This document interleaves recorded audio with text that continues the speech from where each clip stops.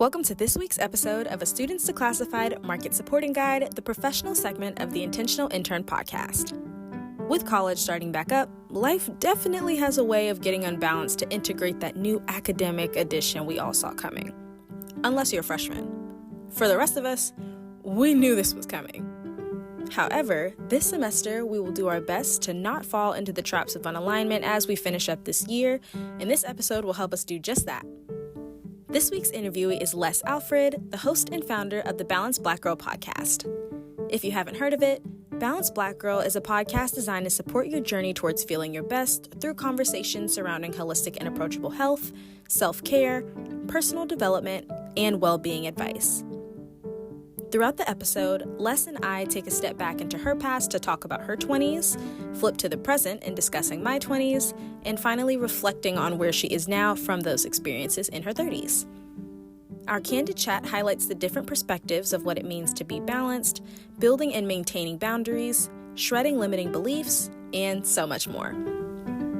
For those who want to check out Les and the Balanced Black Girl podcast, it'll be linked down in today's episode. With that, let's go ahead and get into the episode.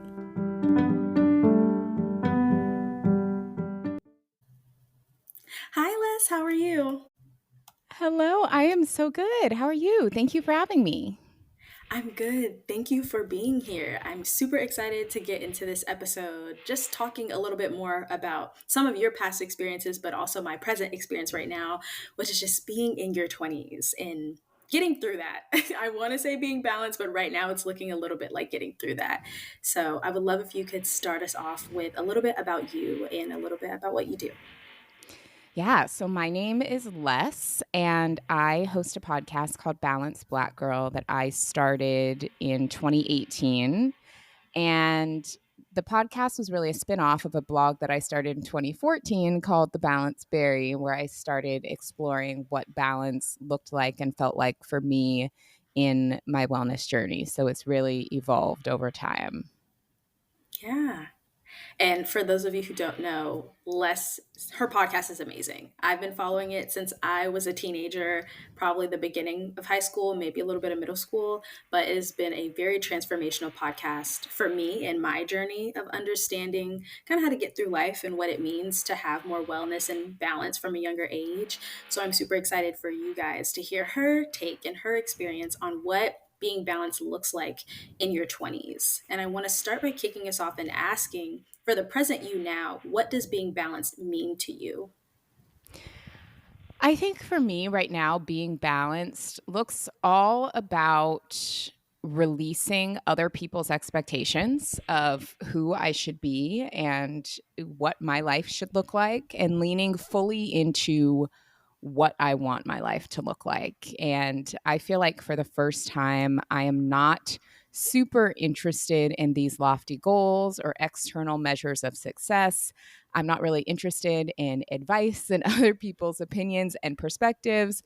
I'm truly just wanting to create a life for myself that feels good, and recognizing that I'm the only person who can really determine that. Other people can't determine if my life feels good. I determine if my life feels good because I'm the only one feeling it.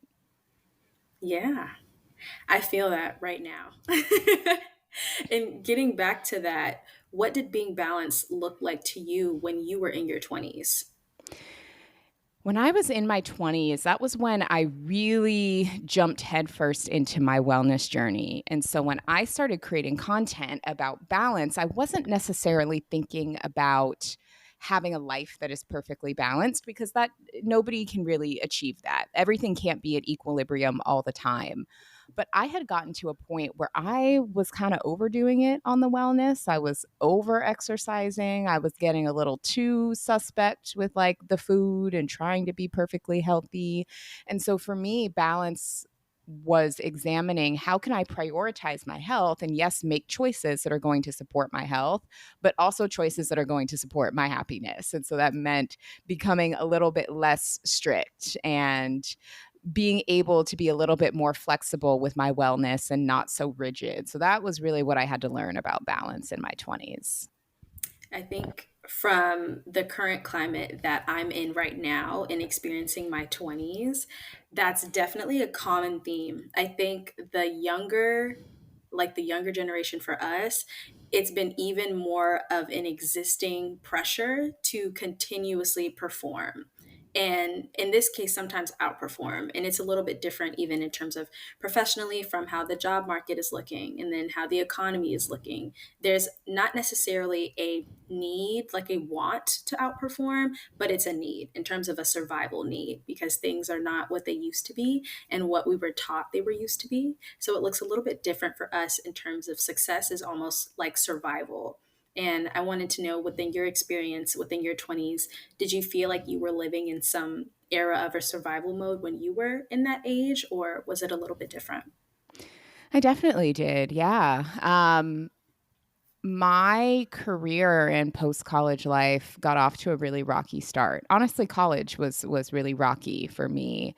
I was somebody who did not grow up with a lot of financial privilege or come from financial means. I was surrounded by people who were very financially privileged and had to work a lot harder just for basic things. I was financially supporting myself. I didn't have connections to help me get jobs. I mean, all of those things I was truly navigating on my own. And it definitely led me down a path of just trying to chase security for survival without really being able to stop and think, well, what do I want? Well, do I enjoy this? Is this taking me where I want to be? I would say probably the first half of my 20s was very much focused on pure survival. And I think that a lot of that is why I did go to so many extremes when it came to wellness, because it felt like that was the only thing that I had any control over. I felt stuck in jobs that I hated, but I needed to stay in because they paid the bills and jobs were hard to come by. I felt like I was in relationships that didn't necessarily serve me, but I thought was the best that I could do at the time. I felt so out of control in so many different ways. And so wellness was like the one thing I could control. And that was why I leaned so heavily into it. And do you feel like you leaning so heavily into balance, do you feel like that was almost like an era for you that kind of created the pivotal decision that changed the trajectory of your life where you are now? Or did you have another situation or another decision that you made that really changed how you thought and where you thought you were going? I don't think I ever made one big pivotal decision that changed the course of my life. I think it was a series of baby steps. But I do think something that I did do in my 20s that helped lay the foundation of my life now is that I learned how to bet on myself. And I do think, even though I took it a little too far with the wellness at times, caring about my wellness was really that first step. When I got into fitness in my early 20s and started becoming physically stronger, that was when I really started to become mentally stronger. And that was when I started to believe in myself more. And that was when I started feeling comfortable taking risks. And at first, there were really small risks that eventually became bigger risks, but I was really heavily focused on investing in myself. I mean, I was listening to self help and personal development and entrepreneurship podcasts back in like 2013, 2014. Like nobody who I was around was listening to those things. And certainly people who look like us were not hosting them. But I felt like, okay, I don't like where I am. So who do I need to become to get where I want to be? And I was focused a lot less on the goal and focusing more on what skills do I need to build? What resilience do I need to build? Who do I need to become to step into this life that I want? Yeah, and I think that's very important because when you're looking at where you want to go and who you want to be, that doesn't necessarily mean that you're coming from just one angle and that there's one path to it. There are multiple areas of your life that you're looking to find a sort of peace with and a commonality of just feeling happy and fulfilled in that space. And I think within your 20s, it's super easy to get lost because this is like your first step into adulthood. And you're, for some people, this is like their first steps into just being the sole individual that they are. So being able to fully form their identity on their own mission. And that can be a little bit scary and a little bit tough when you haven't had to do that before, or you felt like you were comfortable and safe in an environment where that wasn't necessarily needed to happen. And it can look a little bit different in what is formed of success. And so, from your perspective and your experience when you were in your 20s, we talked about how you felt about balance, but what did you feel about success? How did you define that within your 20s, and how has that evolved for you? Yeah, I mean, the first thing I want to say is I think, and I felt this way in my 20s too. A lot of people in their 20s have this existential feeling that they are the only ones who feel this way, that they are the only ones who feel unprepared for adulthood, that everything is so hard for them and them only. And I want to just let people know who feel that way. Everybody feels that way. Literally, everybody feels that way. Nobody goes into adulthood feeling fully prepared for it. That is everyone's first turn at adulthood. Nobody knows what they're doing. Even people who are out of their 20s don't know what they're doing. I mean, I have a friend who I worked with on Balance Black Girl who's in her 20s, and she was going through something, and she at one day was like, oh, I just can't wait to be 30 and this is all going to be over. And I'm like, honey, when you're 30, sure, maybe this problem that you're worried about today is going to be over, but you're going to have another problem then. So like life, it gets better because you get better, not because your age makes such a difference. And so like my biggest advice for anybody in their 20s is to just like calm the F down. And that's what I wish I could tell myself is like, just relax. But I would say for me, I don't even know if I was thinking about success in my 20s. I mean, I was purely thinking about survival. I was in such a corporate environment. I had so many student loans. I was in such a hard spot financially, and I was just trying to get out of that. I was just trying to save, to survive, to create a better foundation for myself than the one that was created for me. And so it probably wasn't until really my late 20s, even where I'm at right now in my 30s, where I've started to dream about what life could be like outside of survival. Because honestly, that whole decade, that was all that was on my mind. No, I completely understand. I spent and still currently do, but mainly for my undergrad, I definitely was that person who worked the 2 to 3 jobs to pay for my tuition, worked some of the odd jobs at like 1 to 5 in the morning to make sure that I was able to stay stable and do things that I felt were necessary to keep myself afloat. And then I had a moment. I had a big break for me where my body said, we're done, we're going to stop moving, we're going to stop working, you don't have a choice anymore. And so I think it's super important to highlight definitely calming down. Otherwise, your body will do it for you, and it will do it whether you like it or not. So that's at some of the worst or most inconvenient times. And from there, you have to learn how to build back up, because that was genuinely such a scary time that I don't think I could ever go back to doing that again. And I don't know if you've had a moment like that, but that was definitely my off button of where I was like, I'm never going back to doing that again. For sure. Definitely. I had really similar experiences. And I think when you are earlier in adulthood, you almost still have a little bit of a kid or like a student mentality because when we're in school, we are taught that there is a right answer, there is a wrong answer. You get it right, you get it wrong. You get an A, you get an F. It's very kind of black and white thinking. But as you get into adulthood, you realize that like nothing is that black and white. And so oftentimes I think what makes early adulthood so hard is everybody is looking for the answer. There is no the answer. What should I do with my life? Nobody does just one thing with their life. Like, what is this? What is that? What is the answer? There is no answer. There are choices. And sometimes you'll make a choice that leads you a direction you want to be in. And sometimes you'll make a choice that maybe takes you off that path. And then you got to course correct to get back to where you want to be. And even the definition of where you want to be absolutely changes. Like so much of what I do now didn't exist when I was in my early 20s. So if I would have made a decision when I was 20 to say, this is what my career is going to look like, this is what I'm going to do for the rest of my life, I wouldn't have even been open to the possibility of what I'm doing now because it didn't exist. So I think allowing yourself to have flexibility and not being so rigid in thinking just relieves a lot of that pressure. Yeah.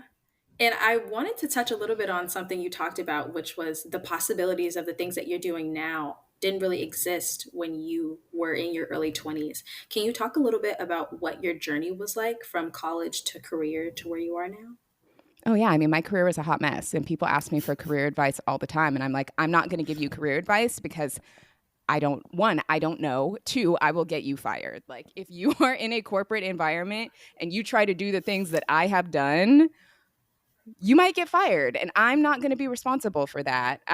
So, my first 5 years out of college, I worked in a super corporate environment. Because that was the job that I could get. And similarly, at that time, that was the last big recession. Jobs were also really hard to come by. And so I switched my major to get a job that I needed to get that I knew would pay me a decent salary and have good benefits. And I stayed in it until I had a good chunk of savings, until I had paid down a good amount of my student loan debt and started feeling a little bit more comfortable taking different risks. And after that, I moved around quite a bit in jobs. I worked at big companies. I worked at small companies. I worked at mid-sized companies. I took a break from corporate altogether for about a year, and I worked in retail, which was really great for my mental health, really terrible for my finances. So I don't know if I would recommend.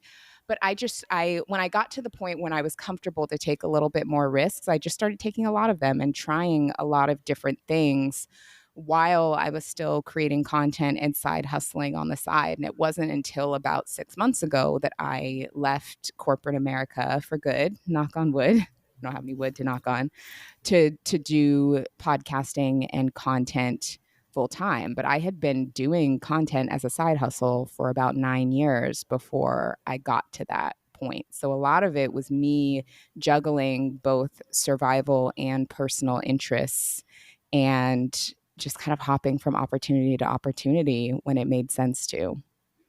And congratulations again. I listen to that episode all the time of you talking about going into your full time experience. I love it. It's so good to not even just hear that from a standpoint of you're doing what you want to do because you're passionate about it and this is a personal career choice, but also just the level of freedom. I don't know. I get an amazing amount of energy from hearing people's journeys to really finding what they want to do and their fulfillment. It brings so much energy to people obviously who want to be in the same space, but getting to see your progress throughout and how candid you've been and how vulnerable you've been with your audience to really showcase transparently and authentically what that looks like for you and your journey, I think is something that is so unique and instrumental to not only you but also to just your anything that you own, honestly, including the podcast and like your weekly newsletter and things of that nature. And so when you were starting out with the podcast and personal branding, did you have any guidelines or anything that you worked off of when it came to building your personal brand? Or was that also just kind of like a try, fail? What did that look like for you in your journey with that? Oh, it was all try fail and like mostly fail. I mean, yeah, it has been more so just throwing spaghetti at the wall and seeing what sticks. And I still feel like I do that. I still don't feel like I have made it or like my brand is where I want it to be, but I still show up and I just try.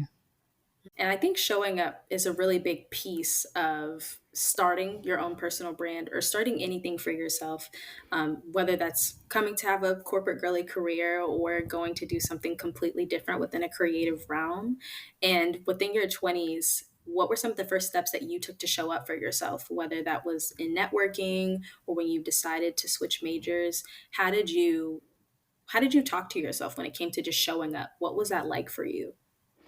A lot of it was just building, I think, the qualities that you need to be able to do those things. So building discipline, building consistency.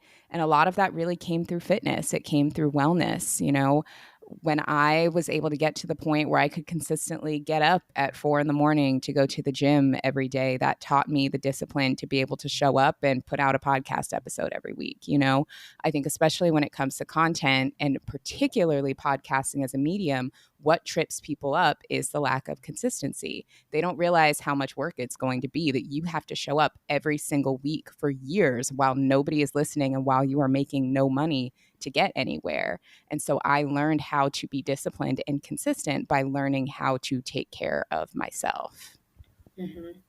And I want to talk about that, even from that lens of consistency and discipline. That's something as I've started to kind of branch out more with my podcast, it is so much work. It is definitely so much work, so much time, but also so much consistency and discipline put into it, like you said, to really get the output that you want. Like you can't magically be an overnight success. And I think that is something that is so ingrained into my generation right now, just because of the age of social media. And we were always born with something digital in our hands at some point, to where we have always constantly seen people our age now, aspire to different heights because it's easy with, I'm not going to say easy, but it is a lot more accessible and visible to understand, content creation and wanting to be able to have those lifestyles at the young ages that we do. And I want to ask, for your experience in an age that's been dominated by social media and technology, how do you recommend that people maintain a healthy digital balance when they are viewing social media and aspiring to achieve their goals? That's a good question. And honestly, I don't know if I have a real answer for that, because I think it just depends on the individual. And I think it depends on what they're going to social media for. And I think what makes that so tricky is there are a lot of people who in their day-to-day life are deeply lonely and deeply unsupported, and they turn to the internet for that interaction or for that support that they're not getting elsewhere. And so, me telling somebody to just stay off your phone in the morning or whatever, when that is their only means of connection or the only way that they feel supported, that's really, really hard. And so, I think if anybody is struggling maybe with comparison or with their relationship to technology, I would encourage them to really reflect on, okay, when you pick up your phone or when you go to these sites, what is it that you're looking for? What is it that you're hoping to gain? Is it connection? Is it validation? Is it a feeling? And once you identify that feeling, maybe start identifying some other ways that you can get that feeling that don't necessarily involve social media and technology only, so that you can try and find some of that fulfillment or some of that connection in other ways. But it's hard. It's really hard. I don't think that there is a cut and dry answer. I don't think so either, but I love to ask people what their experience is and how they view it, because for me, I come at it from a completely different angle of sometimes you just can't. It just depends. It just depends. And my favorite thing that I've learned within the past 2 years is doing everything in moderation, and that even your moderation can change depending on your day to day, week to week, month to month. And you have to learn to be okay with that, because I was definitely a person within my teenage years. I say that like that wasn't just 2 years ago, but I was very structured. I was very much so the person that was the black and white, even though ironically my favorite color was gray. It was so different for me of like, no, things had to be this way. I had to cut myself off at 45 minutes a day, or I had to do XYZ to feel like I could do something.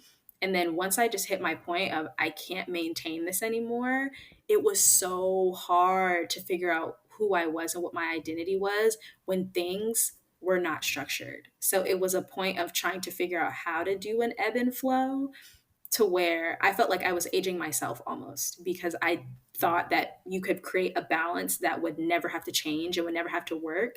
But it really played into how I'm learning to balance my different identities. And I don't just identify with being a person that's full of structure. I don't identify with someone who's just a podcaster. I don't identify with just being a student. And learning, if I strip all of that away, who am I?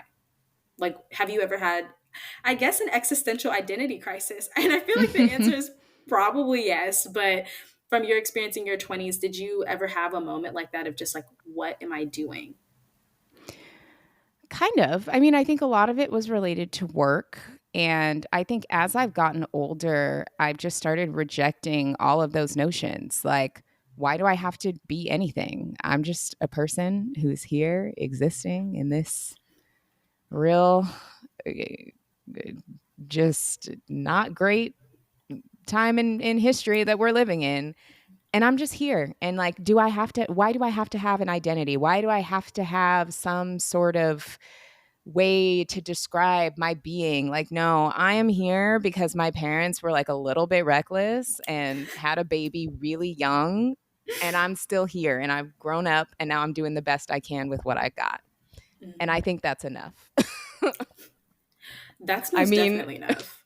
like, I think we put so much pressure on ourselves to define all of these things. Like, we're all just here and we're all just doing our best, and that can just be enough. We can just be a person who's here, who's vibing, like, Hmm. you know, That's my favorite thing to say. Like, I'm just here for the vibes, or either I'm just a girl on a floating rock. because we Like, are. We literally are. Yeah, my favorite is the Kourtney Kardashian. My vibe right now is living life. And every time somebody on social media asks me some existential question about my purpose or my intrinsic goals, I just post that meme to like troll them and troll myself. I'm like, I don't know. Babes, I'm just here. And I do have goals. I mean, it doesn't mean that, don't care about anything you're doing. Of course you can, but I think that our goals can be less about our worth, whether or not we do and don't reach them, and more of like, I wonder if I can do this. Let me try it and see what happens. Let me launch this business and see what happens. And if it takes off, great. And if not, okay, what did I learn that I can do differently? Okay, moving on. Like, it's all information, and I think it's all neutral. mhm. I think we definitely give so much connotation to those things that allow them to have this power that we have all just decided as a society is like, this is exactly what we're going to do. This somehow makes sense to most of us. So everybody just has to see it as it makes sense. And I was reading a book the other day. It was Atlas of the Heart by Brene Brown. And she was talking about nostalgia and giving us like the etymology of what nostalgia looks like. And wow, like how we talk about nostalgia now is not what the word originally meant before. And I just wonder what the cultural like identity and shift was for that to happen, where this is a word that we carry so comfortably and so like tenderly to ourselves when we're thinking about stuff, when that is not what the word was intended for in the first place. Wait, what was the original intention of the word? The original intention of the word, I don't remember specifically, but it had a negative connotation. It Hmm. wasn't something that was regarded as something comfortable and that we hold dear when we think about something that reminded us of, our past. It was not that at all. And I was like, I would have never known this unless someone had brought it up and talked about like why do we view it that way. And the whole book is on a play about emotions and talking about what those things really mean to us in an effective way of talking about stories and understanding from that point of view. But it really just showed me that so much of what I might personally identify with or what someone else might identify with is because we view it another way. We view it a different way because of how we've grown up. And that's something I feel like this was a universal college experience. When you get to college or even when you get into the outside world, but I'll say for college in my experience, you realize that everybody was not raised the same. Yes. And it hits you so fast. Yes. I was freaking out my first like 3 months. I was freaking out so bad of just why doesn't this go this way or why doesn't this go this way? And you're learning. But yeah, I just people and how they were raised and having to finally start the first times of just figuring out how you can coexist with people who are not the same as you is something I feel like that is just a ritual that everybody has, obviously, of figuring out how do you work in a society with others that are completely different than you, and not just from like a diversity perspective in terms of just diversity of those around you, but from diversity of thought.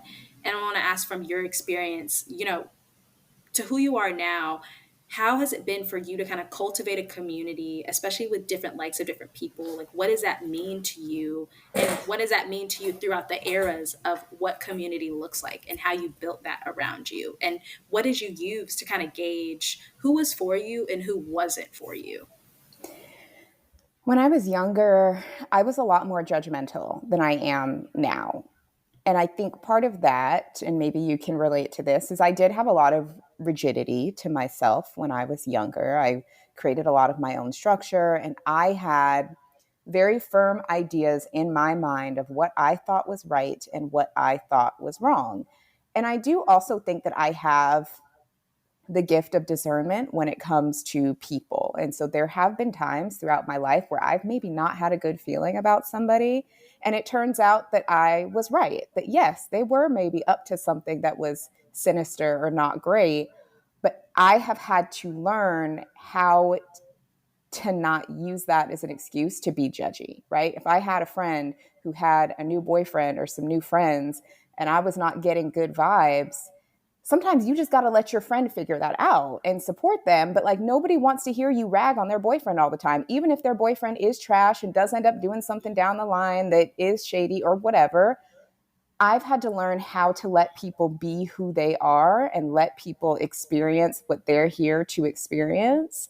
And now when I think about building community, it's less about who agrees with me and is more about whose presence do I enjoy. Like, we're each having our own human experience, and who do I want to experience that with, But you have to let people be who they are. And the more that I've just let people be who they are, the more enjoyable my experiences with friendship and community have become. Letting go of having to have that. I feel like that was definitely something I recently learned, probably within the last 1 or 2 years of I can't convince anybody of anything. At the end of the day, even though we're all relatively around the same age, we're all grown to some extent, but everybody is able and capable to make their own decisions. And if they decide they don't want to take the advice, that's fine. But I have to discern when is that advice even needed? Do I even need to open my mouth for this? Only needed when asked, Mm, honestly. Unless someone is like genuinely in danger, you're concerned about their safety, you're concerned about their well being, then, you can move differently. Advice only when asked. Nobody wants unsolicited advice. yes. And I realized the same thing for myself of I wouldn't want it. Why would I give it to somebody else? And even if they do need it, wait until they ask. And I think that's something within a lot of people within my generation that we're almost kind of what's the word? Almost kind of bonding to being able to have that bond almost like in Frozen where like we finish each other's sandwiches almost. I have no interest in doing that anymore of wanting to be able to be the person that finishes your sentence and knows what you're going to say or being that person and placing myself in this role of feeling like a mom friend all the time when that necessarily isn't my role and that is more so not how I want to live my life. And I feel like maybe from your perspective that you have felt in any way, have you felt like there's been a label placed onto you that you don't identify with anymore, but that was like a strong core value of how people knew you? Yeah. And I also want to say to your point about closeness, I don't necessarily think that that's a generational thing, like finishing each other's sentences and stuff like that. I think that that is a nature of what happens when you're younger and you're in close proximity to your friends all the time.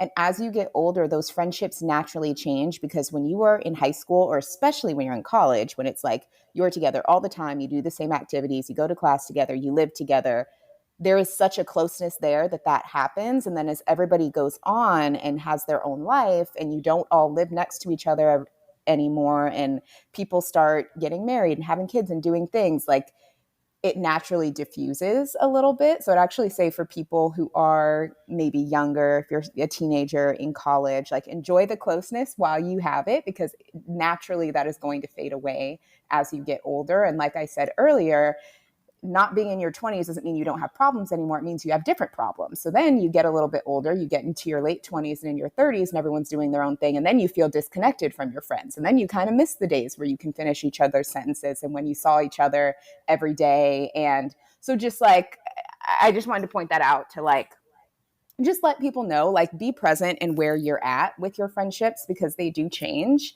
And that just creates different challenges down the road. I think that was honestly a good message for other people who may be feeling like me in that sense of we have to have this form of, or maybe people who are a little bit like not in that area of wanting to have that or wanting to be known for that. But going on that ideal of just identity and a core value that you feel like you've had Yes. to release from. That's right. Yeah, I would say I'm currently doing this right now. Um, I am tired of being the advice friend. I'm tired of being the big sister. I'm tired of being the person everybody comes to with their problems, but I don't have anybody to go to for mine. That has been a core identity of who I've been in a lot of my friendships my entire life, even today. And I am no longer interested in fulfilling that role. And so, I've had to create some boundaries and start relating to people in different ways. I have created very different dynamics in my newer friendships that I have particularly established over the past year of feeling like, I'm just in friendships with people where they're not seeking that from me. Big sis Les is all tapped out. I don't have any capacity to be anyone's big sister outside of the sibling that I have. And so if someone is just wanting to like hang out with me because they want advice, that's just not really what I'm looking for in friendship at this time. Yeah, and that's totally valid. I mean, I just can't even think about how not necessarily intentionally draining or exhausting that might be, but just to be kind of placed in like a simple box of some sort in a categorization, it definitely allows you to not be as present, at least from the arena that they're coming at it from, in terms of creating that bond and just having it's almost like an understood connotation, but it wasn't understood by both parties. It was understood by one person, and then the other person's like, hey, when did I start to become this? And I definitely have had my own experiences with that, but letting that go is definitely something that is so freeing, not just for yourself, but that also gives other people a chance to understand the value of being present in different ways. And honestly, just to show if they're real or not. Like, I feel like that's something for me, and definitely within just navigating friendships, creating new ones, getting rid of old ones, just showing if you're real or not. And if it is an understood connotation on your end of this is what I'm here for, I can't provide those services anymore. I just don't have it in my catalog or my category. But I do am starting to really value still what those were and what those friendships were and what I was allowed to experience through those moments, and kind of nurturing that and how that was a part of my community at some point. And on your end, for you, on the beyond the personal side, but also within your professional side now, how do you feel like you've built and nurtured the community around the Balanced Black Girl podcast? I think part of it is as I was creating Balanced Black Girl, I was so clear on who the listener was before I started. I knew who my ideal girl listening to the podcast was before I even released a single episode. And I think that is how community formed. I get a lot of questions from people who are either podcasters or who want to start a podcast, and they ask for advice, or maybe they're having a hard time growing their podcast. And the biggest mistake that I see is people create something because they want to talk, they want to get their voice out there, they have an idea. Basically, it's just all about what they want to say, but they're not putting any thought into who is going to be on the other end listening. And it's really, really hard to just put something out there and try to get people to care after the fact versus saying, what do people care about and how can I speak to that? Because when you do it that way, then people are going to listen. Then they are going to come back because they feel seen, because they feel heard. And so when I first started Balanced Black Girl, my ideal listener was a millennial woman of color who was interested in wellness but didn't feel served by the content that major wellness platforms were putting out. That was very specifically my listener. I knew what other podcasts she was listening to, what she was interested in, what topics she wanted to hear, because I was that person. And now that time has gone on, that's definitely expanded. I don't just speak to millennial Black and brown women anymore. I actually have a lot of Gen Z listeners now that Gen Z is older and listening to podcasts. We actually do have diverse listenership. I have men who listen to my podcast. And so now that it's established, I can be a little bit more broad in what I talk about and who I talk to. But that first couple of years, it was super specific because I wanted the people who fit that description to listen to the show and say, this is exactly what I've been looking for. Or, she's been talking to me, or it's like she's in my head.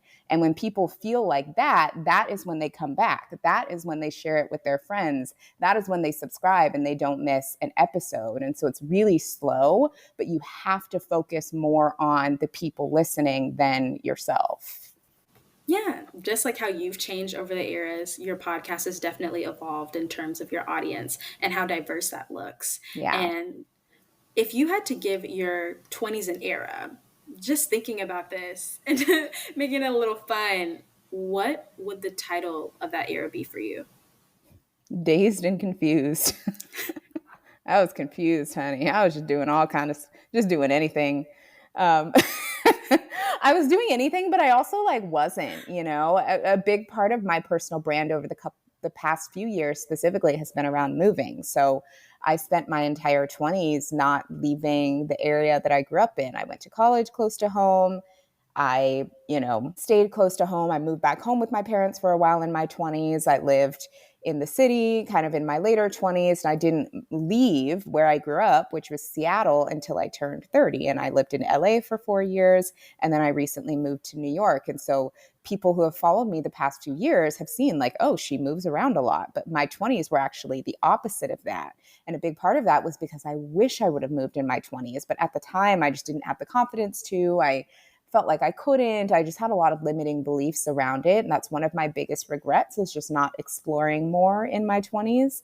And so as I got close to turning 30, I was like, I am not going to have a repeat of this. I'm not going to have another decade where I wonder what would happen if I would just try this, or if I would just do that. So my 30s have been all about like doing all the things that I wanted to do in my 20s, but didn't believe in myself enough to. So now that I do believe in myself, I'm doing all of those things. But yeah, my 20s, I was just confused. I was just trying stuff, doing stuff. I don't even know. Just I don't know living. her. Just living. Yeah. Just surviving. I would call it Survivor. That's what I would call it. Survivor. Oh my gosh. Yeah. I think a lot of people can relate to that season of Survivor.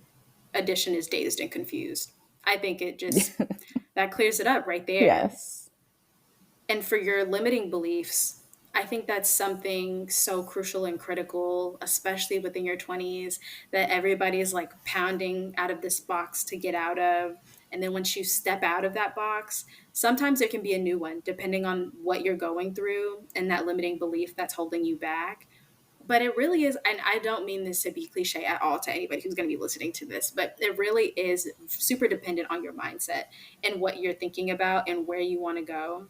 I think even in the last couple months, things that I stopped saying to myself or things that I've rephrased for myself so they don't hold a limiting belief of any sort have made me feel so much better. Like I can go into my meditation or I can go into my journaling and I can feel like I'm not restraining myself anymore. And that's so awkward to say sometimes because obviously it's like your free thought anyway, but I feel limited in my free thought. And I knew that was something that I didn't want. And I knew that was something that I wanted to change. And how did you end up building up your confidence over time? And what were some things that you did to personally get rid of your limiting beliefs? I think I reached a point where my fear of staying the same became greater than my fear of failure. I realized that staying stuck and staying in the same position and not trying, for me, is a worse outcome than trying and failing. And that finally clicked when I was about 28, 29. And that was also when I started Balanced Black Girl right after. I mean, that time in my life was just really transformative. If anybody is familiar with that time, it is called your Saturn return. Don't be afraid of it. Yes, it is bumpy. Yes, things happen that are difficult, but ultimately it is for your greater good. And that was really what that phase in my life taught me, was staying the same for me is a worse outcome than trying and failing. And so that was when I truly became unafraid to try. And that was when I launched the podcast. That was when I moved. That was when I started betting on myself. That was when a lot of things in my life started turning around, for sure. I don't remember who said this quote, but it was always something about the most insane people are those who are consistently staying the same, but expecting a different outcome every time and wanting things to change. And I don't know who said it to me, but I'm so grateful that they did say it to me because that made me completely go, oh, I'm out. I'm out of this. I refuse to continue doing this in any way, shape, or form. And it's so easy to kind of get back into that mindset because you do face more challenges down the road where that does come into play. But just knowing that you're trying is so much better than not doing at all.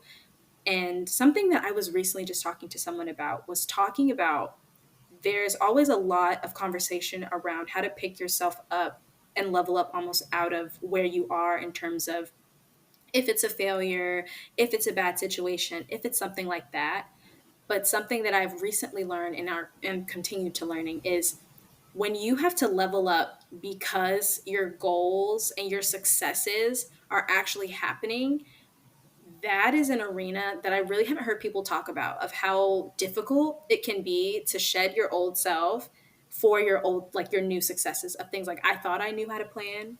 I thought I knew how to structure, but when it came to the things that I was asking for and was I prepared for it, the answer was 9 times out of 10, no. And so, how do you prepare yourself for success? Not just prepping yourself for a cushion in the fall for failure, but how do you prep yourself for that next level of success that you are aspiring to be at and is really within your hands and your goals?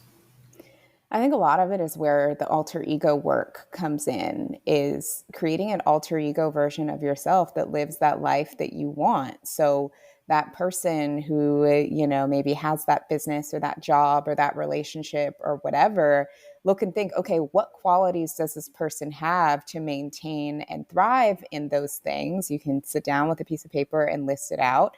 And if you realize that where you are right now does not have those qualities, then that is your list of things to focus on to prepare you for your level up. So if it's organizational skills, if it's money management, if it's communication, if it's, I don't know, public speaking, like anything. And then that is literally your roadmap of what to do to focus on for your own growth. I appreciate you even just giving that because I know that's something that I need, but I know that a lot of other people need. And it doesn't stop at any age. But of course, the earlier that you learn things, the more you know, the more you know. So it's super helpful to have that. And for you to be at such a calm state in your life right now and how you're able to really give off your character, give off your confidence. Do you feel like there was anything that you did daily or any practices that contributed to where you are now that you would recommend to anybody else to try? Yeah. And I mean, I'm going to sound like such a broken record, but it's really those foundational things to take care of yourself. It is exercising and moving my body daily to work through that anxiety and to get that stagnant energy out and to build that discipline. It is meditation so that I know how to be still and be quiet. But also, what meditation has taught me is that I can observe thoughts without believing thoughts, because oftentimes when we get into trouble or those limiting beliefs or things, when they really get us is when they believe them. You're never going to just fully get rid of those types of thoughts, but you start to learn how to observe the thought and then let it go. Just because you have the thought doesn't mean that has to be your life.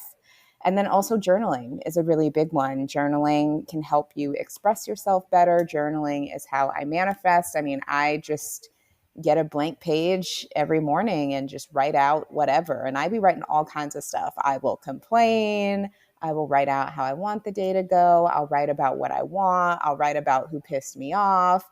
I'll write little pretend romance novels and like fake scenarios that I want to live. I mean, it's truly just like whatever comes out of my brain that morning. But all of those practices, those are like the big three, like really grounded things. And if people can commit to doing those three things more often than not, they will transform. Mm-hmm. And beyond those practices that you have for yourself, do you have any like mantras or sayings that you feel allow you to continue committing to yourself? Like, is there anything that you say to yourself in terms of affirmations or things that you think about that really also help with that? There are a couple.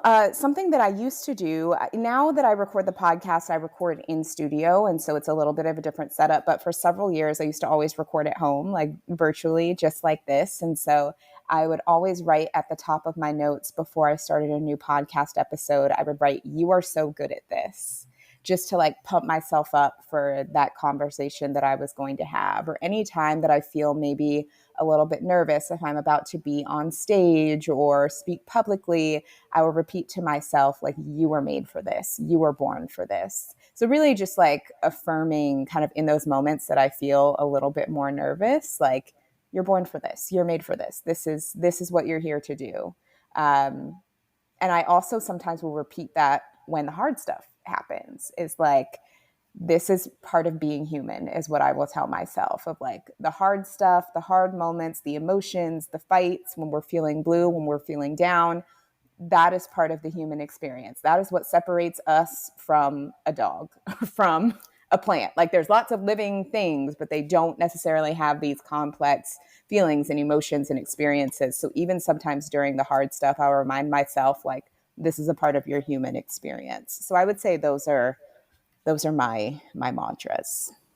Yeah, and I think those are such a great note to really leave us off on. Just everybody, please make sure you just replay those back or write them down.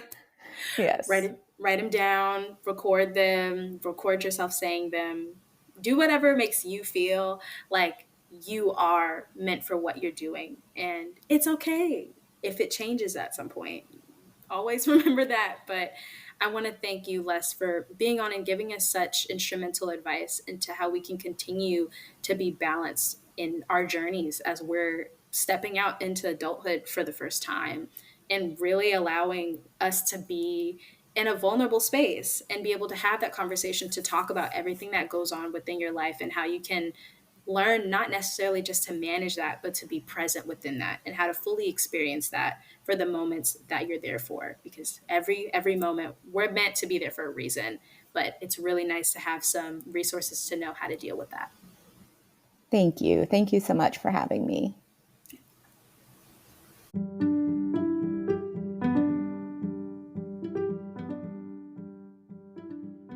Thank you for tuning in for another episode of a Students to Classified Market Survival Guide, the professional segment of the Intentional Intern podcast.